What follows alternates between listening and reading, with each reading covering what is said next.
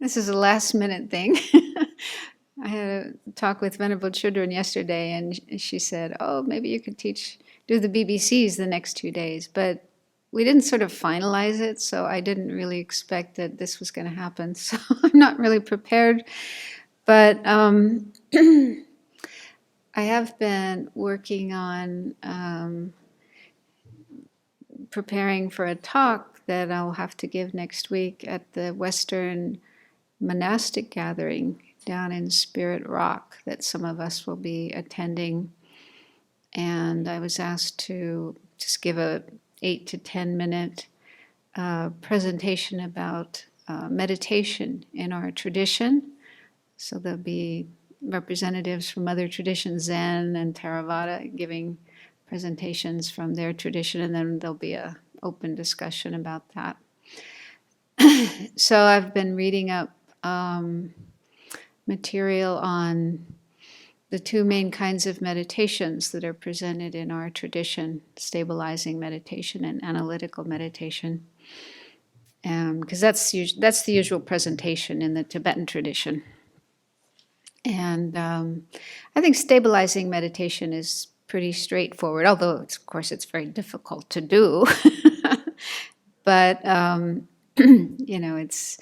I think it's universal within Buddhism and also in non-Buddhist traditions as well.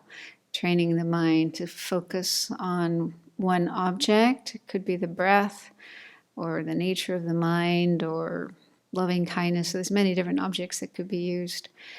But it's fairly straightforward what you're supposed to do. Just stay with that object, keep coming back to that object when it wanders away. And then, there's different stages your mind progresses along as you recognize and overcome different obstacles like distraction and dullness. And, eventually, with a lot of time and effort, you get to the point of what's called shamatha, or calm abiding, which is described as a single-pointed concentration on your object of choice for at least 4 hours or more, and it's accompanied by physical and mental bliss of pliancy. So it's an extraordinary experience. Those who have it, that's what I say. And it's not an end in itself. Sometimes I think people mistake that. They think if you have that kind of concentration, that's it. You just stay there, and that's all you need to do. But in Buddhism, it's more like a tool. You develop that state of mind, and then you use that as a tool for other kinds of meditation, mainly analytical meditation. So the other main type of meditation we do is called analytical meditation. And that's maybe not so straightforward in a way because it's not explained in other traditions. Although I think it is there. I think it's definitely there, but they may not use that term analytical meditation. So when I'm with people from other traditions, they often ask about it, and there's a lot of curiosity about it. But of course, the main type of analytical meditation is meditation to understand the true nature of things, emptiness, reality. That is said to be an object that you can't understand just by concentration. You can't just concentrate on the breath, for example, and use that alone to realize emptiness, the true nature of things. Because emptiness is a very subtle object and not easy to recognize. And also we have a lot of things in the way. Our habitual grasping at things is inherently existing or truly existing, which is the opposite to emptiness. So that's in the way. So just concentrating on the breath, you're not going to be able to get through those obstacles and be able to see the true nature of things. So the Indo-Tibetan tradition, I say Indo-Tibetan because it isn't just Tibetan. It comes from the Indian tradition, the great masters such as Nagarjuna, Chandrakirti, Sangye, Shantideva and so on. So their style of teaching, their text, and so on, were brought into Tibet, and then the Tibetans developed it further. So according to that tradition, one needs to use analysis. One needs to, examine, well, how do I see things? What is my usual way of perceiving or conceiving of my I, myself, and my body, and everyone else and everything else? So we have to actually analyze that and check to see if we're seeing things realistically or not. And they also say it's necessary to use reasons to really break through this very, very deep and long-term habitual tendency of seeing things and grasping at things as truly existent, which is opposite to how they really are. Okay, so that's the main purpose of analytical meditation, to get beyond our grasping at things in a wrong way and see things in a correct way.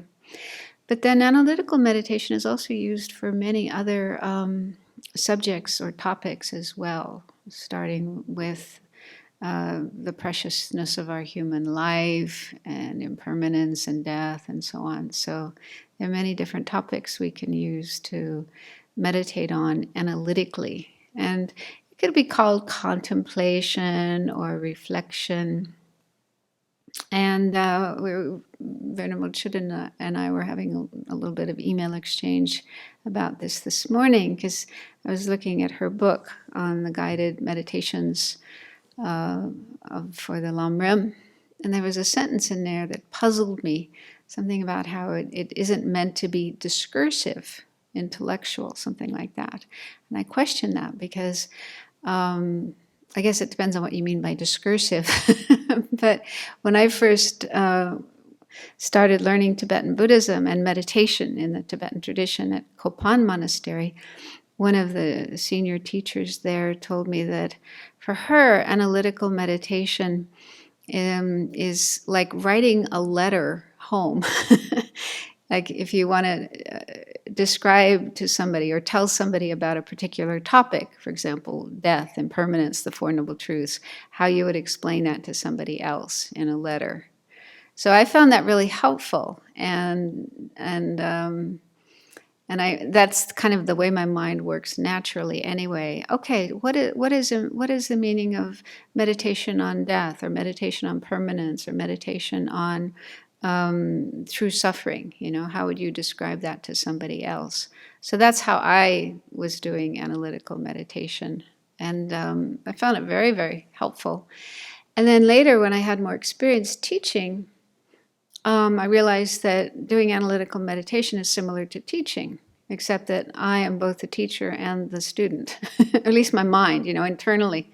It's like my mind is going through the points of the meditation, and I'm also, listening or, paying attention to that. And while doing that, lots of things would come up, memories, other thoughts, associations, stories I've heard, to sort of illustrate the topic, to make it much more rich and real and practical. And so that's how I've always done analytical meditation. That's how I understood it. And I thought, that could be described as discursive. That's the term I would use. But Venerable Children said what she meant by that was it shouldn't just be intellectual, just, going through the words. It should be something related to our life and our experiences. So anyway, there's probably a lot that could be said about this and discussed about this and so on. But I guess it is a little hard because, at least in my experience, when I first started learning Tibetan Buddhism, there weren't too many books written by Westerners. And in fact, there weren't too many books at all about Tibetan Buddhism. There was, the Tibetan Book of the Dead, translated by Evans Wentz, and a few books by Lama Govinda, and so on. So there weren't many books in those days. And so they talked about, the importance of doing analytical meditation, but there weren't explanations on how to actually do it. And I remember when I first started learning Buddhism, I was going to the Tibetan library in Dharamsala, and going to classes there, and our teacher, Geshe Ngawang Dargye, would talk about a topic from the Lam Rim, and then he would tell us to go home and meditate on it. Now go home and meditate on this, and I'd go back to my room and I'd try to meditate, but my mind was just all over the place. Like I had no idea how to meditate and, how to keep it focused, how to come back to the. So my attempts at meditation on my own were pretty unsuccessful. But then when I went from Dharamsala to Kopan and attended my first Kopan course, a 1-month course, there we had guided meditations. One of the senior students would sit up in the front, and we'd sit there for an hour or whatever, 40 minutes, and the guider, the leader, would explain, now think about this, and so on. So then I finally understood, what one is supposed to do. And so for a number of years, I went to Kopan courses and went through guided meditations in that way. But then after a while, I learned how to do it on my own, and I actually preferred that because then I can do it my way and spend as much time as I want on a particular topic, think about it in the way I want to, that's relevant for me, and so forth. But I think it's still a topic that's puzzling for a lot of people. And it's wonderful that there are books available and guided meditations, such as Venerable's. And I don't know about other resources as well, but yeah, that's very helpful. So anyway, there are those two types of meditations that are the main types in our tradition, the Indo-Tibetan tradition, plus a lot of supplementary practices as well, like for purification, doing prostrations and so on, to the 35 Buddhas, which are meant to purify, clear away the obstacles, the karmic tendencies, and so on, the things that get in the way when we are trying to meditate. And then other practices for accumulating merit, positive energy, making offerings, reciting sutras and prayers and so forth. So, yeah, when you look at the whole array of practices in Tibetan Buddhism, it's pretty vast and amazing. But they all do sort of, once you understand the framework, the outline, they all do fit together and play a role in our development, the development of our mind along the path and eventually to enlightenment. Since Venerable Sangye Khadro and I kind of grew up together in many ways in the Dharma and had the same teachers, especially I think Lama Yeshe and Sopa Rinpoche's real way that they helped us to learn the Dharma was to start out with other people leading us in the analytic meditations, and then very soon putting us in front of the room to lead other people in the meditations.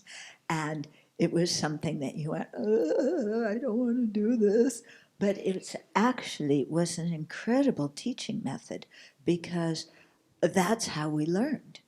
We had to learn because we had to verbalize it and remember the points and explain them, and which meant doing the meditations ourselves and bringing them into our own hearts and how they pertain to our own lives. And so I always remain very grateful to Lama Yeshe and Lama Zopa for this, because it was a very special kind of training we received, and not everybody had that kind of training. Yeah, and apparently it's not done in the Tibetan tradition, They just, the teacher will teach the students and then tell them to go off and meditate. So each student has to figure out on their own, how do I meditate on this? So, yeah. So we were fortunate to have the teachers that we did. Okay.